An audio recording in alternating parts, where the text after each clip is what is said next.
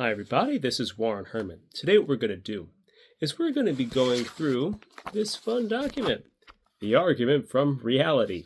And this is meant to be a way of explaining reality according to Catholic principles. Basically, what we're going to try to do is we're going to look at this way of looking at the whole world. We're going to try to get this comprehensive understanding of reality itself, which is going to lead to a recognition that Catholicism is the correct way of perceiving reality.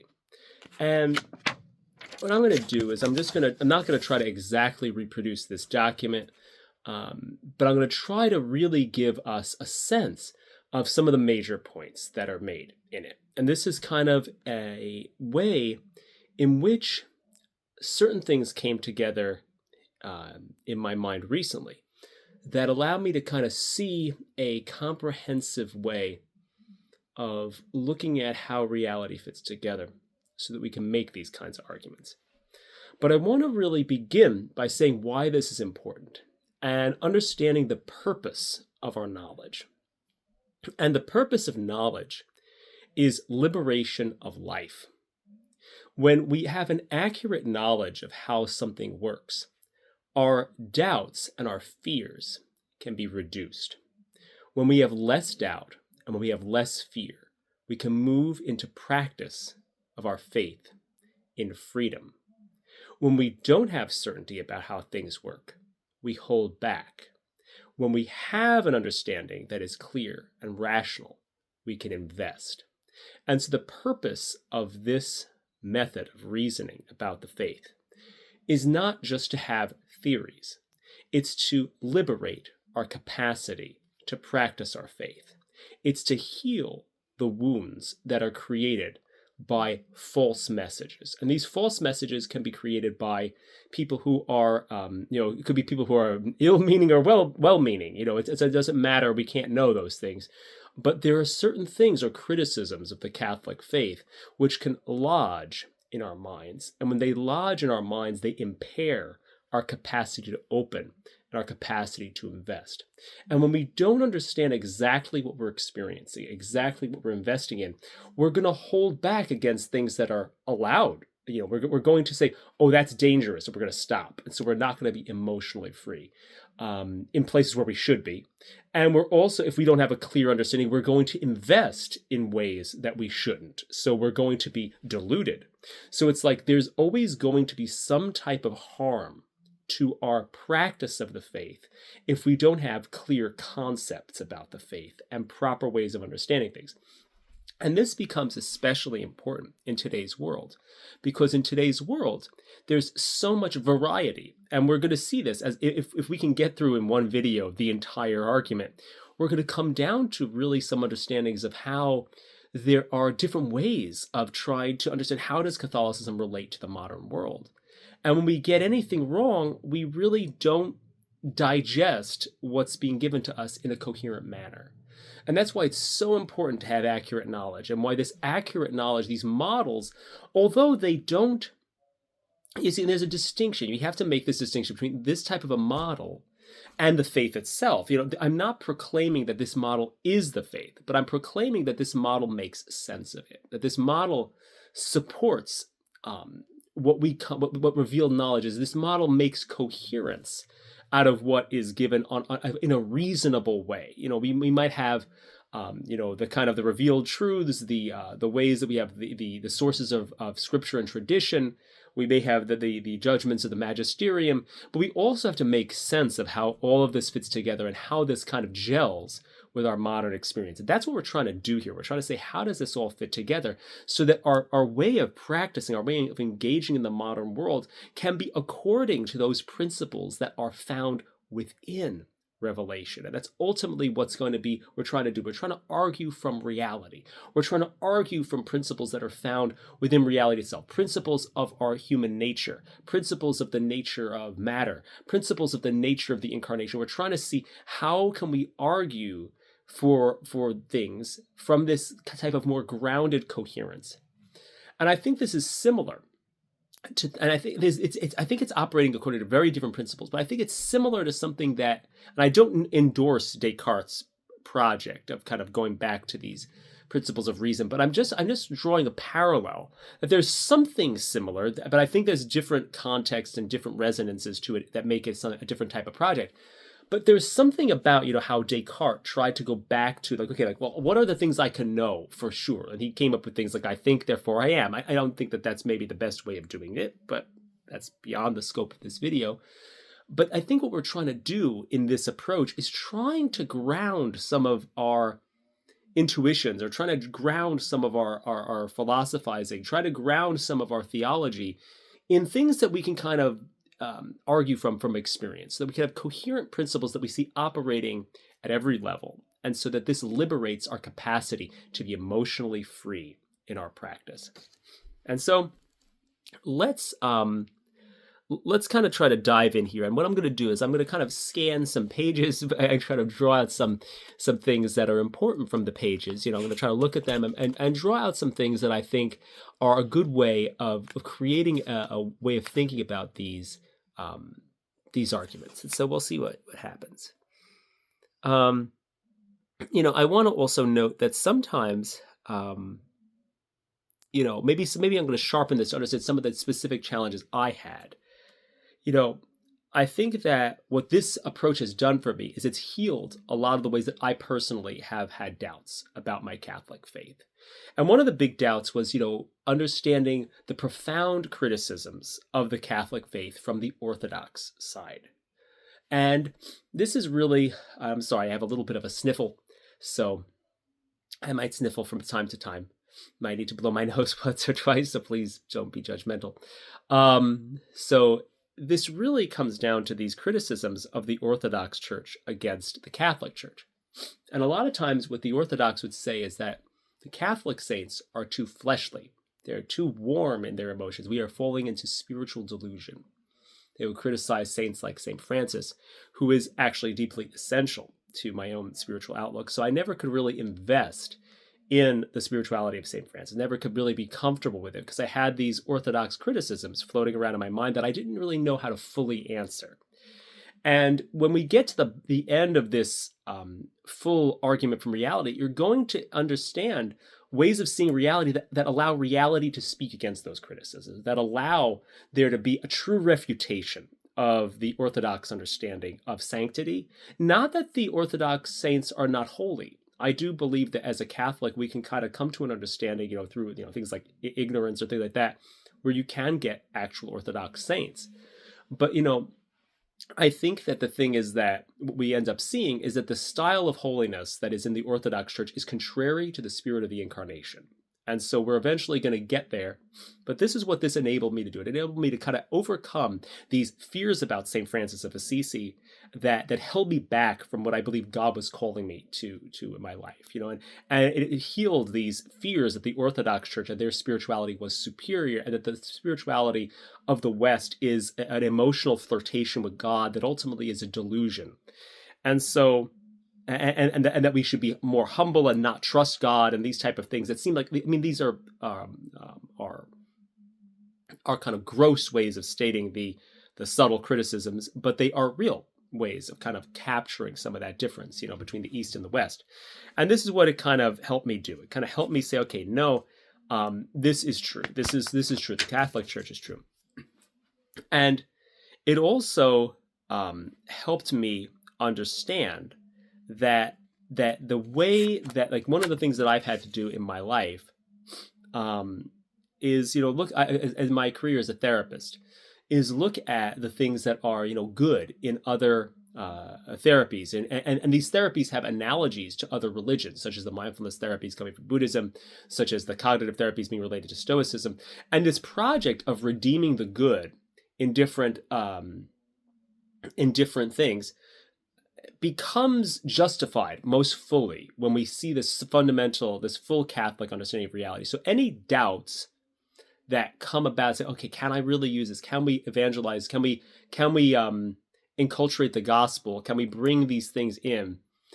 any of these kind of criticisms, of this spirituality that redeems the good in what is rational and what is attentional and what is imaginal, these types of criticisms, that are found, that you could kind of make against that kind of style of Catholicism which redeems the good in all other traditions, that also was refuted or was made clear that that was the true path.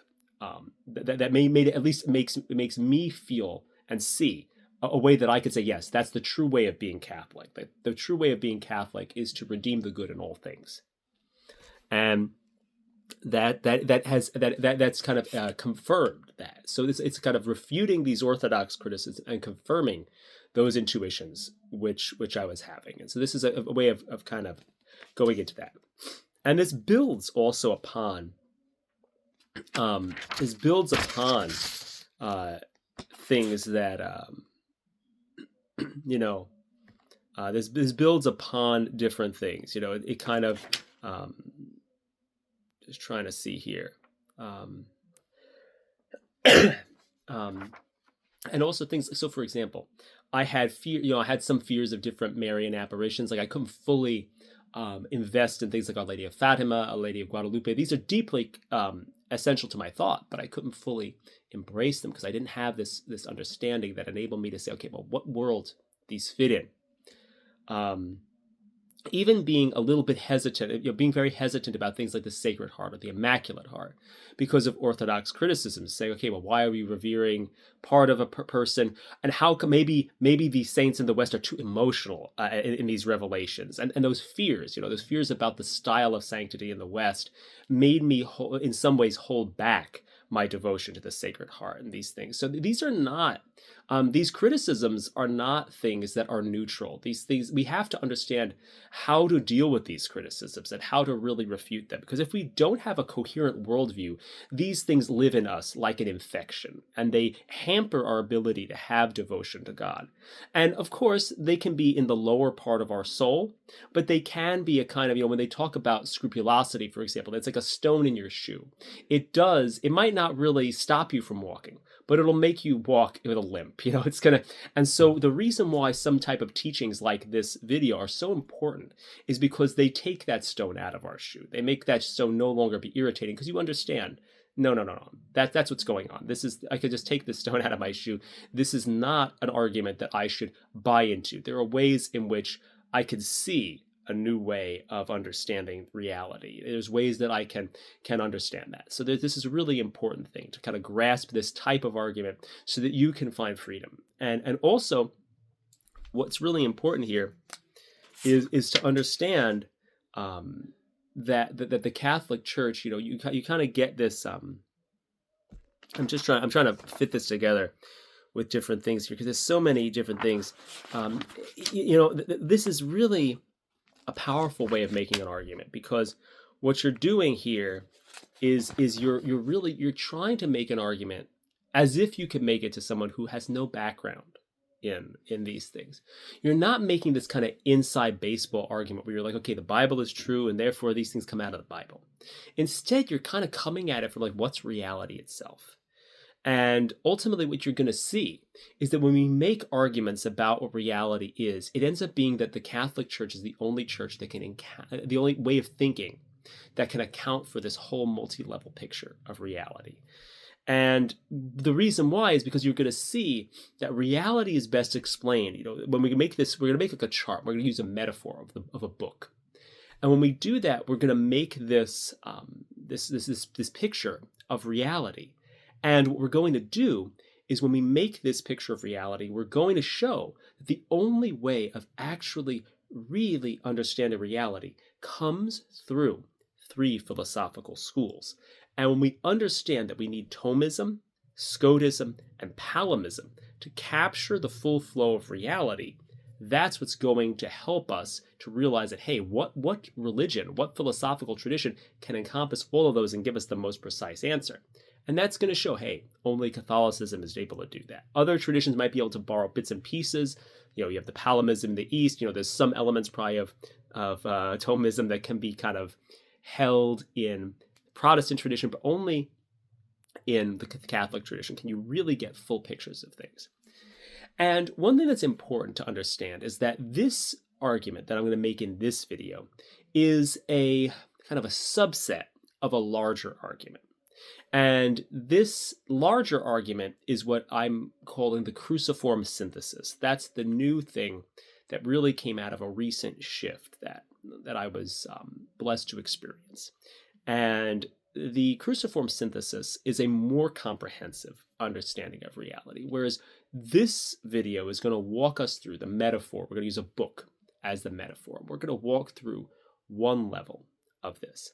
But what's deeply enhancing to the argument we're going to make in this video is the fact that there's multiple other levels that we're going to use this metaphor of a book, and we're going to talk about reality according to this metaphor of a book in this video. But there's also other layers to this. There's other ways we could talk about. You can kind of multi-layer this metaphor on different levels.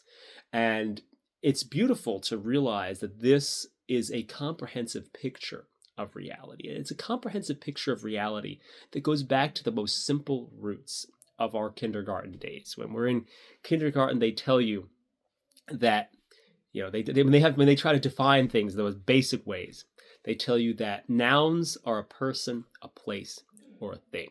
That all the things we find in the world are persons, places, and things.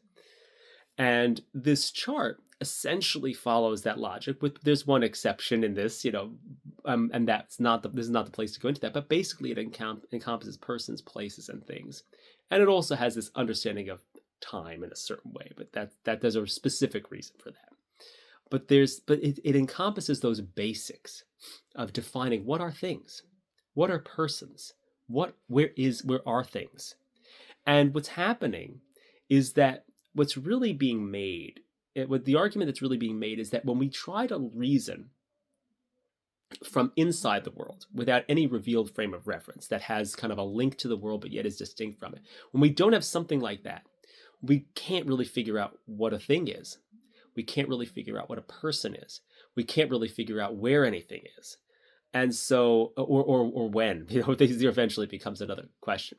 But the thing is that we see that we can't use what we experience in itself to come up with coherent answers. We can come up with multiple answers, but these answers, what's going to be shown is that these answers end up becoming incoherent when we don't have a revealed frame of reference that has certain qualities to it, being both linked to the systems that we're looking at, but yet having some distinct elements.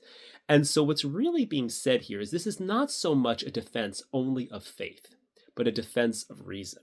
Because what's happening is we're saying we can't know what a thing is without revelation. We can't know what a person is without revelation.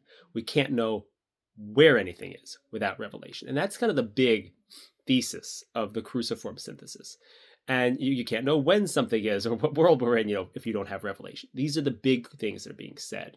And what we're doing now in this video is we're kind of zooming in, because what we want to do is we want to kind of get all the juice out of, if you have an orange and you kind of squish it and you get all that juice out of it, we're taking one of these layers. And this layer that we're going to describe in this video is the layer of things. And we're going to go into that and we're going to draw out some real juice that's in this layer. And what we're going to see is how this layer is going to help us distinguish and discriminate between the different religious options that humans have, and show the ways that they engage with the real territory of reality, and show how those visions of reality are incomplete. And by showing how those visions of reality are incomplete, it's going to lead us step by step, deeper and deeper into reasonable understandings about how things are and why Catholicism is true. And so what this is going to do is it's going to bring us to this much deeper understanding of our faith and how our faith fits into the ideological spectrum, and so on and so forth. It's so important that we have something like this, because this, again, enables us to have accurate knowledge, to see what's really going on, so that we can really invest in our faith and not have those doubts and just kind of keep running forward in this way. So this is going to be that kind of deep dive on that level of things in the cruciform synthesis. And again, it's kind of what I call the argument from reality. It's kind of, the subtitle here is a comprehensive, liberating proof of the truth of Catholicism. And that's the goal of what we're trying to do, is we're trying to set people free by seeing the truth. Because when you will know the truth, and the truth will set you free to practice your faith. That's what we want out of this. So this is not an abstract way of looking at things. What we're really trying to do is we're trying to understand, and this may be really important to just lay out for a moment. In the teachings about faith crisis, for example, there's a sense of, when someone has, a naive and early type of faith, they have a type of simplicity in their belief. And then they encounter a vast amount of complexity that may stymie them. And when we engage with the vast spectrum of spiritual options and the complexities of life in the modern age and crises in the modern church, we end up with this great deal of complexity. And when we can't understand how to put together the complexity, we don't understand what to do. And so the goal here is to, there was some writer, I can't remember who it was, and he said, he wanted the simplicity on the other side of complexity, and that's really the essential idea here, is to try to find that simplicity that's on the other side of complexity. And so the thing is that we're not looking for a kind of complexity. There is some complexity to this argument. And admittedly, what I'm describing requires all this introduction and all these things, but what I'm really trying to convey is the simplicity that happens on the other side of complexity. Because what we're going to look through is we're going to try to find these simple principles that are going to make us cut through, understand, and perceive the connections and patterns within the complexity. And by seeing these things, we're going to recover simplicity. And that's the real goal here. The goal here is not to have huge intellectual theories, but to be liberated for the practice of the faith and to be guided in how to implement certain things. How do we use certain practices? What is the role of the charismatic movement? What's the role of breathing? What's the role of questioning our thoughts? When we were faced with these different options in the life of the church, or just in our human interior and spiritual lives, we need to know where these things go in order to live. And so what we're trying to get at is this simplicity on the other side of complexity is really what the purpose of all of this is. It's not just to kind of have a new theory, it's to be able to restore our capacity for practice. And so without further ado, I want to dive in now and begin to look at some different things about this method. But I think what I'm going to do is I'm actually going to separate these videos. So what we're going to do, this is going to be the introductory segment that's going to introduce the whole approach. And then the next segment, we're really going to begin with an exploration of how to really go into this argument, how to really begin to draw out the benefits of it and see the connections and start to be making sense of complexity so that we can return to that simplicity.